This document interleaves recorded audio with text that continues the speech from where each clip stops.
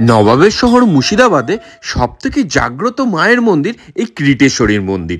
ভিডিওটা যারা যারা দেখছেন একবার কমেন্ট বক্সে জয় মা লিখে দেবেন। প্রতি বছর পৌষ মাসে এই কিরিটেশ্বরী মন্দিরে এক বিশাল বড় মেলা বসে। পৌষ মাসে শনি মঙ্গলবার মেনলি এই মেলাটা বসে, কিন্তু দোকানগুলো সারা মাস জুড়েই থাকে। আর সৌভাগ্যক্রমে আমরা এখানে গিয়েছিলাম মঙ্গলবার দেখেই।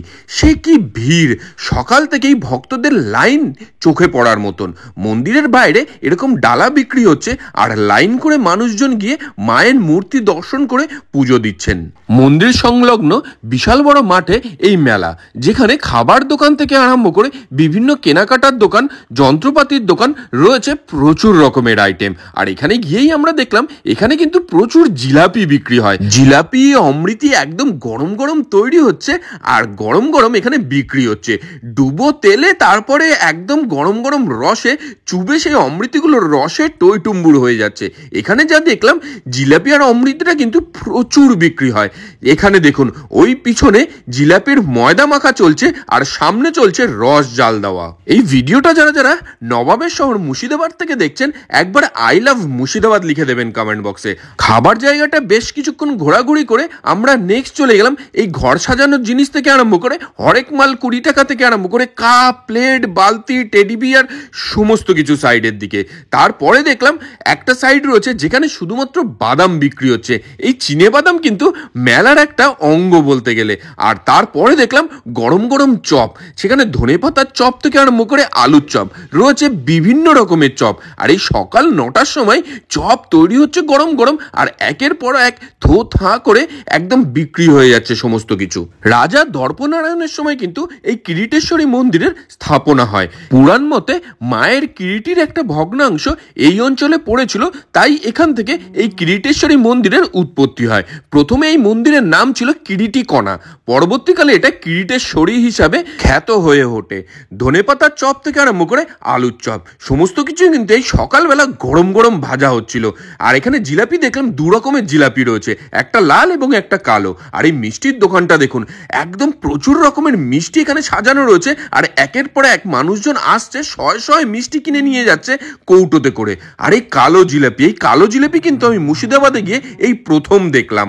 আর তারপরে লুচি থেকে আরম্ভ করে পরোটা, কচুরি, বিভিন্ন রকমের আইটেমও কিন্তু এখানে রয়েছে। তার সঙ্গে ছোলার ডাল, আলুর দম, বিভিন্ন রকমের অপশন রয়েছে। আর ঘুগনি তো রয়েছেই।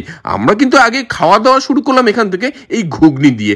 ঘুগনির সঙ্গে স্যালাড, তার সঙ্গে একটু টক জল, বিট নুন সমস্ত কিছু দিয়ে আমাদের এটা সার্ভ করা হলো। আর তারপরে চলে গেলাম এই ভাজার দিকে।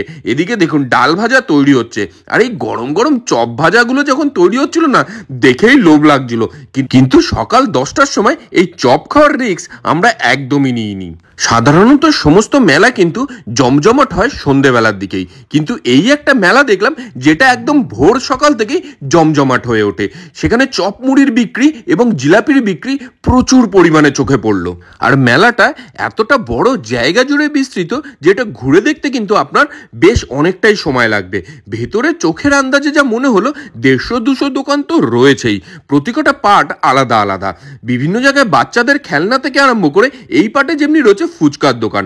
মেলা হবে আর ফুচকার আলাদা জায়গা হবে না, এটা তো হতেই পারে না। তার সঙ্গে খই এবং মুরগি। এখানে দেখুন একটা প্যাকেটে খই ভরা হচ্ছে এবং তার ওপর থেকে মুরগি একটু করে দিয়ে দিয়ে প্যাকিং করা হচ্ছে। ঘুরতে ঘুরতে চোখে পড়লো বিশাল বড় বড় দোকান, যেখানে এগ রোল, চাউমিন, মোমো রয়েছে, সমস্ত রকমের খাবার। আর সকালবেলা গরম গরম কচুরি ভাজা থেকে আরম্ভ করে গরম গরম চাউমিন সমস্ত কিছুই কিন্তু তৈরি হচ্ছে একদম হাতে গরম। এখানে পাশাপাশি 2টো মন্দির রয়েছে, একটাই লাল মন্দির আর একটা হচ্ছে পাশের এই সাদা মন্দিরটা।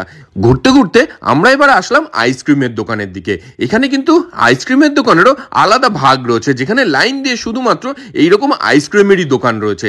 এখান থেকে আমরা নিয়ে নিলাম একটা জল আইসক্রিম। নাগরদোল্লা থেকে আরম্ভ করে ডিস্কো, বাচ্চাদের বিভিন্ন খেলনার জিনিসপত্র, এই মেলাতে রয়েছে সমস্ত কিছুই। ঘুরতে ঘুরতে এমন একটা দোকানের সামনে এসে দাঁড়ালাম যেখানে দেখলাম এই অদ্ভুত জিনিসটা ভাজা হচ্ছে। কেমন ভাবে আঙুল দিয়ে গোল করে এটা ভাজা হচ্ছে দেখুন। এইটা কি বলুন তো, যে যে জানেন জানাবেন আমাকে কমেন্ট বক্সে। অনেকক্ষণ ধরে এই মেলায় ঘোরাঘুরি করে যেটুক যা বুঝতে পারলাম, এই মেলা শো স্টপার হলো জিলেপি এবং চপমুড়ি। এরপরে আমরা একটু জিলেপিও কিনে নিলাম। এইখানে যেটা আগেই বললাম, সাদা জিলেপি এবং কালো জিলেপি, দু রকমের জিলাপি রয়েছে।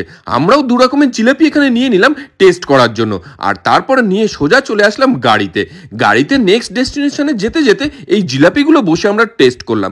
যা বুঝলাম, এই কালো জিলাপিটা একটু কড়া বেশি, যেটা খেতে কিন্তু আমার সব থেকে বেশি ভালো লেগেছে।